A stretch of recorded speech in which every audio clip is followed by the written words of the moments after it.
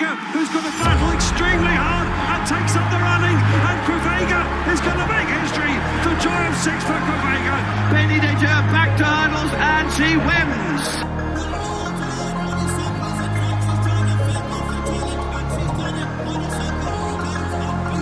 Maurice Rock and Nicola Boyd will have come through to win. It's time for the ladies to show us what's done. This race, this renewal could be a very, very exciting one, because Honeysuckle could come here. I'd be disappointed if she did. I know historically, if you say 10 years down the line, she goes and gets battered in a champion because she's got no chance anyway, you'd think maybe she should have just got another Cheltenham Festival win. But I'd be disappointed from a spectator's perspective. I want to see her defend her crown, but probably does make sense. So for the purpose of this video, we're saying Honeysuckle's coming here. So we'll think about it like that. You can tell me whether you think she will or she won't as we go on. Maurice Rock obviously came and went and won the Real Keel. Was pretty impressive, won the race last year, but it was a weaker renewal last year. Epatante, I still think Epatante comes in here. Brandy Love, Johnny Deneen said it nicely, didn't she? She's still playing hide and seek. We don't know where she is, but if she runs in this race, she will be right up there. Love Envoy's been pretty good this season as well for the Noel Feely Racing Syndicate. And to be fair, there's even horses further down the list that you could start to make a tiny bit of a case for. Echoes and Rain's been semi-eye-catching in defeat before. People talk about Queen's Book at the beginning of the season. She's got a bit in and out. This is a race that I don't think is necessarily ripe for a bet in there, because 4 of the 5 horses that I've mentioned are 5 to 1 or shorter, and most bookies are only offering 3 places at 5th of the odds. So again, nearer the day, concessions would probably be better. I've sort of been waiting all season just to try and get a price on Epatante, because I thought she was made for 2.5. I thought she was going to win. I know Maurice Rock was good in that Real Kill, but I'm just not overly sold on it. It's a Real Kill win. It's not worldy.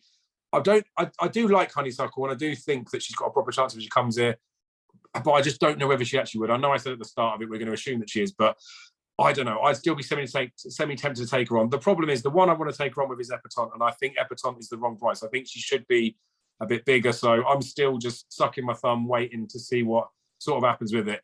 Jamie, as our Irish correspondent, and as the fact that Britain have probably got a good chance of winning this race if Epatante and Maurice Rock do come in here, what am I missing? Is there someone to be betting in there, or is there someone you've had your eye on this season? To me, this race, Dave, is down to a 2-horse race already. And it's between Maurice Rock and Brandy Love. But sure, as you said, Brandy Love's playing hide seek. But you have to remember last year, Brandy Love didn't come out till December. Then ran at Naas, I think, then and this weekend, then afterwards, right? Obviously, he's better going left-handed. Has form with a horse we'll get on to later in the mares, Chase.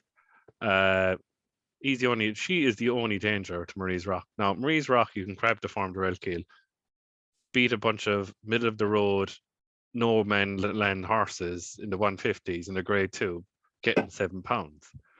And was it a weaker renew last year? Maybe it was, maybe it wasn't.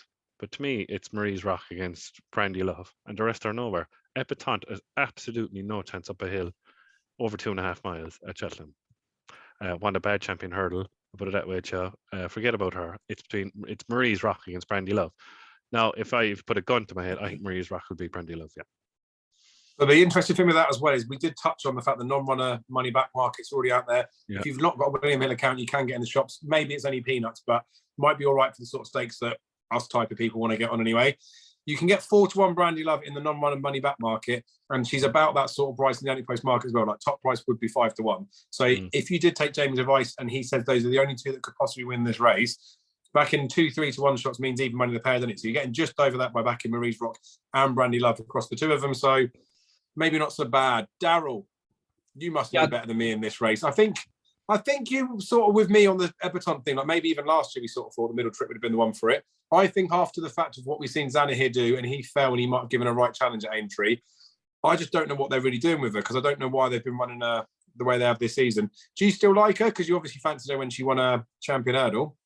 I always like her, but I like her. Like, I don't want to blow my own trumpet, but I've very rarely ever got this horse wrong. Like, very rarely. I've been against her at the right times. I've been with her at the right times. But like I said, I've said it loads of times on various different platforms that she's a horses like a horses for courses type of horse, right? She needs to be able to sit there, cantering away, pop, and then clear away. At Cheltenham, particularly when she's come up against Honeysuckle, because Rachel kicks around that bend and sort of free rolls all the way for home. Epatante just can't cope with it. Now, if Honeysuckle's in here again, she's got no chance in hell of beating that, because just the way Rachel rides that that track at Cheltenham it just puts Epatante under so much pressure. She ends up being under pressure around a bend, and she just can't handle that. She wants to have. That's why she goes well at likes of Aintree, because they turn into home straight. They've got 3 hurdles in front of her, right? She goes well at Newcastle. They've got a nice long home straight, 3 hurdles. Kempton she goes well at. She can spin round the bend on the bridle and just sit there, pop, and then clear away. At Cheltenham, she can't get away with that because they get racing at 3 out. And that's just not how she is. She just doesn't like that.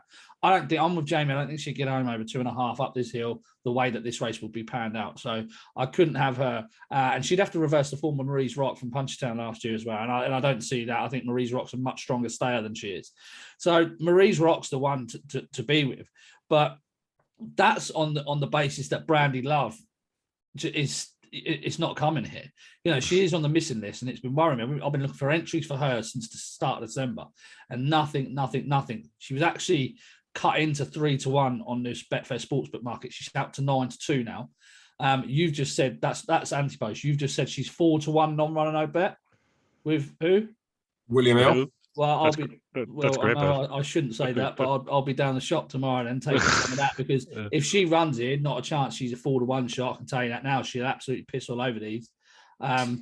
So yeah, I'm very much with Jamie, because like Queensbrook for me is well overrated. She wears it well. It's not good enough. Although it was a good performance to put Queensbrook in her place the other day. Them two are about right 12-1 shots. Tell me something else going chasing Party Central. Really? Like none of these outsiders have got a chance. And this, I mean, I would go and take that 4-1 about Brandy Love non-runner no bet. When it opens tomorrow morning, go and get it. Happy days. So it's fairly confident, and it's a fairly good consensus from the two of you. Like I say, the point I was making with the Epatante thing, I do take all of it on board. Like, she hasn't been that good this season, either, she. The fact is, she is around about the same price as Brandy Love, and she's like 1.5 points bigger than Marie's Rock. And given the negatives that are around her, she's terribly the wrong price. Like, I cannot believe how she's not a 12 or 14-1 poke. But then I do think if we were sat here and she was a 12 or 14-1 poke, we'd look at her and say she'll end up short on the day. So that's my thing with her. Maybe she will drift out. Maybe that she will go out in price, but who knows? Maybe they'll just shove her in the champion hurdle to give Constitution Hill something to do with it. But that's the Mayor's Hurdle wrapped up in there. Again, like the video, subscribe to the channel, comment below if you think anything different between us. And we're going to quickly, because it doesn't take very long to do this race, we're going to move on to the National Hunt Chase to wrap up Tuesday.